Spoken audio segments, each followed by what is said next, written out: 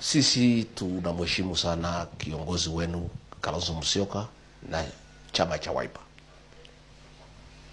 Hapo mbeleni ilikuwa inaonekana kama bwana Kalonzo hana msimamo, na watu wengi sana walikuwa na wasiwasi naye. Lakini tukiangalia nyuma, miaka 2 imepita, msimamo wake umevutia Wakenya wengi sana. Amesimama kidete. Mambo ya finance bill ile ilikuwa naumiza Wakenya.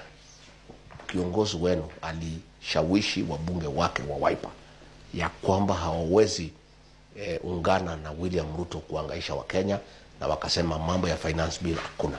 Na hiyo imefutia sisi sana na watu wengi sana. Number 2, sisi kama watu ya Mlima tuko na shukrani sana kwa Kalonzo Musyoka na senators ya Wiper na wale members of National Assembly. Siku rais aliamua kunitoa mimi na kuaibisha jamii yangu mbele ya Wakenya na nchi za kimataifa, wale walifunika sisi aibu ni watu ya Ukambani.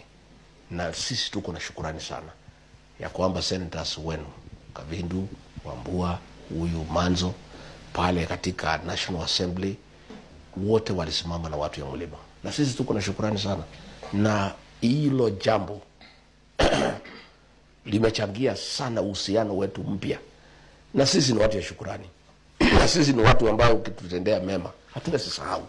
Kwa hivyo tuko na urafiki wa maana na wa kudumu.